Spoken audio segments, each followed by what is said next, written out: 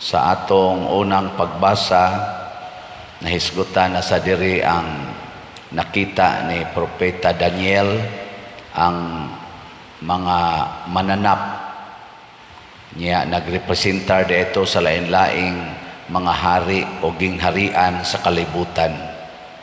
Niya mga bangis kay sila ug ang katapusan naging harian nga bangis kaayo, nagpanamastamas sa Ginoo. Wa siya moila nga siya usa lang kabinuhat ug siya nay naghari-hari sa tibuok kalibutan.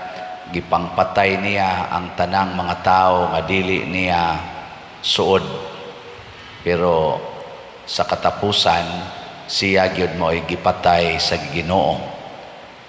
Karong adlaw maoron ang katapusang adlaw sa atong simbahan nga 2023. Ug mang adlaw musugod na ang bag-ong tuig sa simbahan nga mao ang Advent, first Sunday of Advent. Niya gipahinumduman ta nga sa katapusan ang mga tao sa tibuok kalibutan nakaila o wa kailas Ginoo. Matud pa sa atong ebanghelyo, moabot kini sa tanang mga tao sa tibuok kalibutan ingon sa usa ka litag. Og nganong mura maglitag kay kanang litag makugang man ta ana, makalitan ta, maigking nya inig kaigking na nato, inig libkas niya nakuha na di ay ta. O na sa una manglitag man ko og manok ihas og kanang mga maglakaw-lakaw sa kabanwaan ba, usay makakuha mi og kanang iring nga ihas, kanang tawgo na mog tinggawong na apay maral, usay tikling, usahay manok ihas, usahay ilaga mo'y makuha, pero kanon raman as ilaga ang higot maputol ra. Pero kanang litag tan-aw na nimo, basta litagan ni mura na siya og ordinaryo kayong lugar nya naapagay mga lamian nga mga pagkaon, butangan kanang gitawag na tugpaon or bait ana niya ang manok ihas or kinsa tong ganahan sa paon, mukaon siya didto nya inig labang na niya spikas, kuha dayon siya sa litag.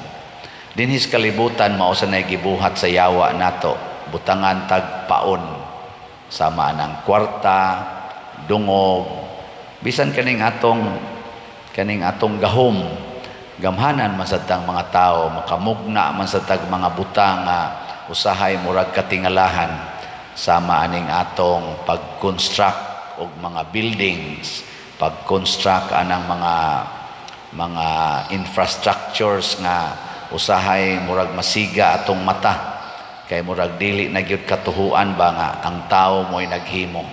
Gamhanan kay ta sama ana sang mga equipments na mo-construct, mo kaut nga tus dagat, makatukod pagdagko og tag-as kaing building nga naa nagtugkad sa dagat. Ingon ana kangilngig ang tao, nakahimo tag mga eroplano nga mulutaw sa hangin, mutabok pa ngadto sa laing planeta, kanang mga space shuttle, mga barko nga porting dagkua mulutaw sa tubig, magda pagyog mga daghan kaing eroplano, sama anang mga aircraft karon nga gipangtungtong sa kaning mga barko nga igugubat. Mao nang ngilngig kay tanawon, pero kining tanan bisag unsa pa ni ka maayo, apil na nang naghimo ana mga atomic bombs, mga nuclear weapons, mapapas gining tanan. Mao na unsa may maayong buhaton, matud pas atong tubag sa Salmo, sa tuy atong tubag limot na Salmo, hatagi siyag himaya og pagdaig nga walay katapusan. Ang ato gyung buhaton kada adlaw magsige ra gid tagdaig sa Ginoo. Nya nganong ato mangdaygon ang Ginoo? Una, tungod sa gasas kinabuhi. Gilingay mong tupad ing nabuhi pa ka. Buhi pa ka. Nya sunod, tungod sa atong nadawat gikan sa Ginoo. Kinabuhi niya gitagaan sa taniyag daghang mga nindot nga grasya sama sa atong kaning mo eskwela na asatay intellectual capacity niya makalpasarta na pagitay board exam niya tawgon dayon tag professional. O kana dako kay nang gasa pero giunsa man nimo paggamit ang imong profession.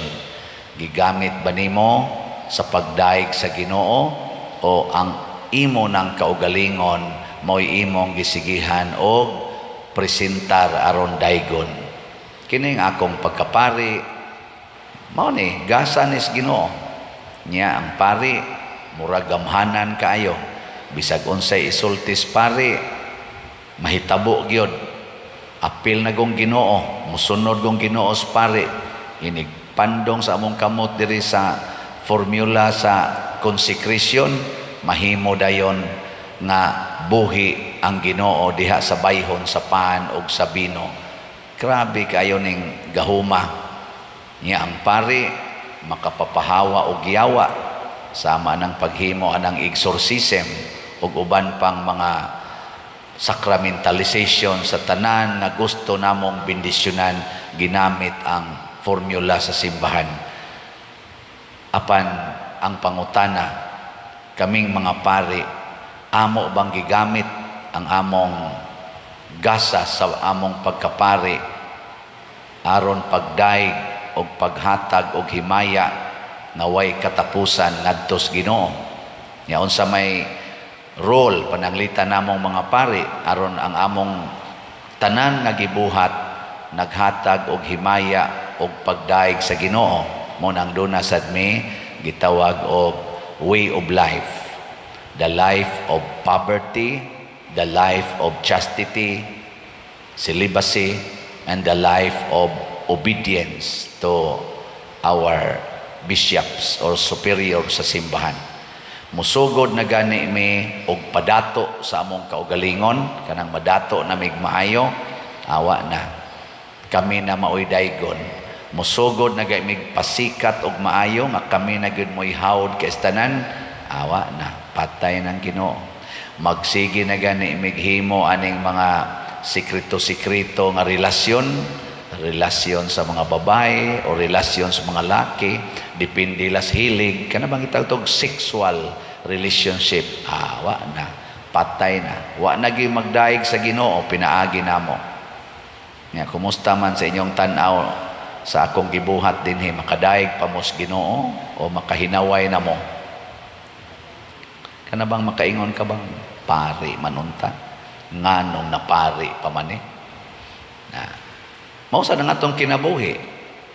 Ang mga bata, batanon o mga tiguang, mga tiwasunon, nindot kaayo nga ang Ginoo makita din hinato. Mao na ang mga santos sama aning atong patron San Vicente Ferrer, labi na gyud ang mahal nga Birhen Maria, sa buhi pa sila dinis kalibutan hangtod na gyud namatay, nagdaig ang Ginoo, nagdaig sa Ginoo ang ilang kinabuhi. Gipuy-an nila ang pagkaway sala, ang pagantos o ang paghigugma ngadtos mga tao hangtod gyud katapusan. So inaut-unta nga nining ato karong pagsulod na sad sa bag-ong tuig sa simbahan, bag-o na ang atong kasing-kasing. Nga kining tuig diin ang atong simbahan nag-promote og synodality, the synodality of the church, ang pagkahiusa sa tanang sakop sa simbahan, ato taning puy-an og padayonon ining tuig na sad 2024 giniyahan sa mahal nga Birhen Maria. Ang ato dinhing simbahan sa atong parokya, sige kog baligya ninyo og slots, amot nakapalit na ba kamo? Ubay-ubay na taghalin sa atong sitiyo, ugma na lang nako ihatag ang update. Ang ato sang SBF dag medyo gamay pa para nistong kumbinto niya. Ang ato sang DSAP na apay balanse. Nganong ato ning gibuhat kanunay nako nang gipahinomdom aron makahatag tag pagdaig og himaya sa Dios pinaagis atong mga ginagmay ug dinagko nga pagpaambit sa atong mga grasya labi na gid ning kwarta.